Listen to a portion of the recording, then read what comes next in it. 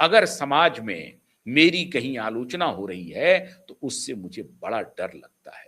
तो चंपत राय जी को इस तथ्य का, इसी श्लोक का स्मरण करते हुए मैं समझता हूं कि उन्हें इस्तीफा देना चाहिए। चाहे उनकी भूमिका हो नहीं हो, ये सवाल है ही नहीं, उनको इस्तीफा दे देना चाहिए और जो एसआईटी बनी है उसमें सहयोग करना चाहिए। अब ये टिन्नू यादव कह रहे हैं कि साहब, अभी एक खबर आई कि टिन्नू यादव की जो प्रॉपर्टी है वो 50 से 60 करोड़ रुपए हो गई है, जबकि वो मामूली एक ऑटो रिक्शा ड्राइवर हैं। टिन्नू यादव का अलग बयान आ रहा है, वो कह रहे हैं कि साहब मेरी प्रॉपर्टी की जांच कर लीजिए, मैंने जो भी प्रॉपर्टी बनाई है अपनी ऑटो रिक्शा चला करके बनाई है, मेरे पास एक ही घर है, क्या वो घर करोड़ों रुपए की है, क्या 50 करोड़ रुपए की घर है, ये जांच कर लीजिए। अब ये सारी बातें जांच में आएंगी, लेकिन सवाल है मित्रों, आपकी व्यवस्था कैसी है? आपकी राम मंदिर ट्रस्ट के ट्रस्टी की व्यवस्था ऐसे कैसे हो गई? उनको मालूम है कि करोड़ों का वहां पर चढ़ावा चढ़ रहा है, कैश में और काइंड में, आभूषण में, कपड़े में, सोने में, चांदी में, पता नहीं और क्या क्या। बहुत लोग तो जाकर के कुछ और भी चढ़ा देते होंगे, अष्टधातु चढ़ता होगा। अभी बहुत से लोग बोल रहे थे कि वहां से जो सोने निकल रहे थे उसको गला करके फिर दूसरी चीज बनाने की योजना थी। जो भी थी उसको मार्केट में रखा जाए या उनको रिजर्व के रूप में रखा जाए और फिर उस ट्रस्ट से जब उसके पास एक अच्छा खासा धन आ जाए, अभी तो शुरुआत ही हुई है, 3 साल ही हुए हैं, 4 साल हो गए हैं, तो जो उससे धन आ रहे हैं वो धन कहाँ जा रहे हैं?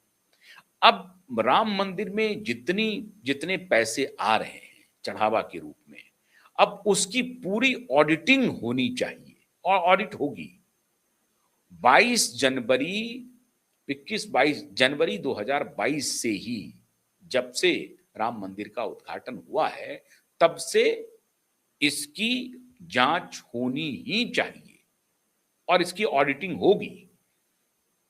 इतने पैसे आ रहे हैं, इतनी बड़ी मात्रा में पैसे आ रहे हैं, हजारों करोड़ पहुंच गया होगा, तो अब इसकी अगर इंक्वायरी होगी तो ऑडिट भी होगी, तब एक्चुअल पता चलेगा कि अभी तक कितने पैसे आए, ये पैसे कहां गए। और मैं समझता हूं कि राम मंदिर ट्रस्ट को अपने विश्वास की बहाली के लिए उन्हें सारे ऑडिट रिपोर्ट को पब्लिक करते रहना चाहिए पीरियोडिकली, क्योंकि वो राम मंदिर किसी एक ट्रस्ट की नहीं है, वो करोड़ों देशवासियों और विदेशों में रहने वाले भारतीयों और जो विदेशी आस्था रखते हैं हमारे सनातन में, उनकी आस्था की मंदिर है वो।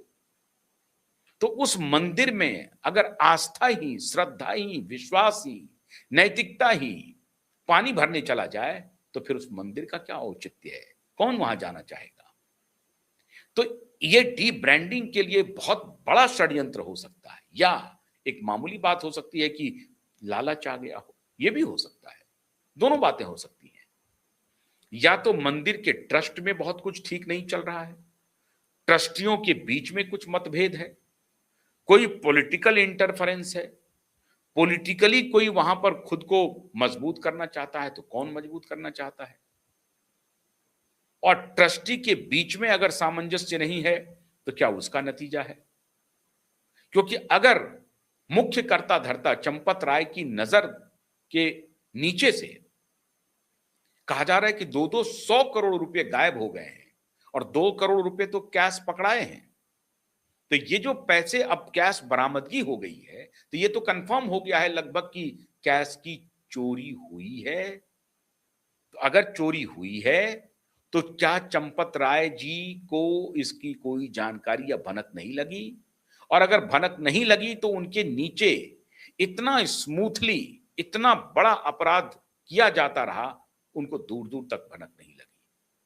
तो क्या उनमें फॉल्ट लाइन है या उनको जानकारी थी? और अगर उनको जानकारी थी और तब ऐसा हो रहा है, तो फिर उनके लिए कौन सा अपराध बनता है? लेकिन ये दूर दूर तक प्रथम दृष्टिया नहीं लगता है चंपत राय जी के व्यक्तित्व को देखने के बाद कि उन्हें कोई लोभ या लालच होगा व्यक्तिगत रूप से, या किसी को व्यक्तिगत रूप से फायदा पहुंचाने के लिए वो ऐसा काम किए होंगे। प्रथम दृष्टिया तो नहीं लगता, लेकिन चूंकि वही फिर जिस मर्यादा पुरुषोत्तम के मंदिर से ये चोरी हुई है, वो मर्यादा पुरुषोत्तम इसलिए भी है क्योंकि एक लांछन किसी ने लगा दिया तो मां सीता को अग्नि परीक्षा से गुजरना पड़ा था। अब भले ही उसके बाद मां सीता ने उनका त्याग ही कर दिया, वो अलग विषय है, लेकिन कहानी का तात्पर्य ये है, रेफरेंस ये है कि अगर एक भी किसी ने कहीं पर कोई सवाल उठा दिया तो बिल्कुल पाक साफ होकर के निकलना ही पड़ेगा राम मंदिर ट्रस्ट को। और इसमें चाहे वो चंपत राय हैं, चाहे वो टिन्नू यादव हों या अनिल मिश्रा हों या कोई अन्य हो, जिन किसी की भी भूमिका होगी उनको सामने आना ही पड़ेगा और उनके खिलाफ सख्त से सख्त कार्रवाई होनी चाहिए। उनको पूरी तरह से ताउम्र उनको ब्लैकलिस्ट किया जाना चाहिए, क्योंकि ये छोटी घटना नहीं है।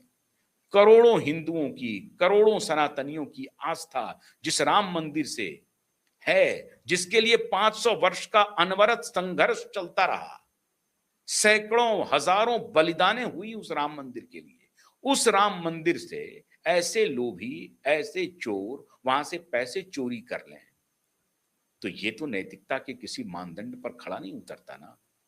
इसलिए ये अब जब योगी की इस पूरे प्रकरण में एंट्री हुई है, अभी तक योगी देख रहे थे क्या हो रहा है, नहीं हो रहा है, लेकिन अब जैसे ही योगी की एंट्री हुई है मित्रों, तो खलबली मच गई है। राम मंदिर ट्रस्टियों के बीच में भी खलबली होगी और जिन्होंने ये कृत्य किया है उनमें भी होगी। हो सकता है कि ये किसी विशेष ग्रुप का षड्यंत्र भी हो, ताकि सरकार को ही बदनाम किया जाए, ट्रस्ट को भी बदनाम किया जाए। ये हो सकता है, ये नहीं भी हो सकता है। हो सकता है कि ट्रस्टी के बीच में ही कोई ऐसा हो जो इस तरह का खेल कर रहा हो सकता है कि जो कर्मचारी हो वो ऐसा खेल कर रहा हो। तो कई संभावनाएं हैं। जिस किसी भी संभावना की आप चर्चा करेंगे, ये सबके तरफ इशारा है कि हां ये हो सकता है। संभावनाओं का बाजार अभी गर्म है और इसीलिए योगी ने कहा है कि आप अफवाह पे मत चलिए। 500 वर्ष इंतजार किया है, 15 दिन और इंतजार कर लीजिए, हम दूध का दूध, पानी का पानी कर देंगे। लेकिन मित्रों, इस सब में एक बड़ा सवाल ये हो रहा है कि हमारे देश की ये कैसी हालत हो गई है। मंदिर में चोरियां वगैरह तो चलती ही रहती है, छोटे मोटे मंदिर में, लेकिन ऐसे मंदिर में जहां करोड़ों लोग आ रहे हैं, जा रहे हैं, वहां इस तरह का सिस्टम है, कोई पारदर्शी व्यवस्था नहीं है। और अगर नहीं है तो ये बेहद शर्मनाक है। हम उम्मीद करते हैं कि मुख्यमंत्री योगी आदित्यनाथ अयोध्या के राम मंदिर के लिए और खास तौर से चढ़ावा वगैरह के लिए पारदर्शी सिस्टम मजबूत तरीके से लागू करेंगे और आने वाले दिनों में फिर इस तरह की कोई खबरें ना आए, ये सुनिश्चित करेंगे।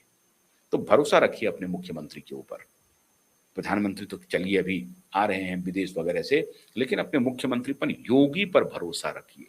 योगी ने अगर कहा है 15 दिन इंतजार कीजिए तो 15 दिन इंतजार कीजिए, दूध का दूध और पानी का पानी हो जाएगा। राम मंदिर की चोरी की बात बेहद शर्मनाक है, इसकी जितनी भर्त्सना की जाए कम है, और जिन्होंने इस घटना को अंजाम दिया है उसके खिलाफ सख्त से सख्त कार्रवाई हो। बहुत बहुत शुक्रिया। नमस्कार।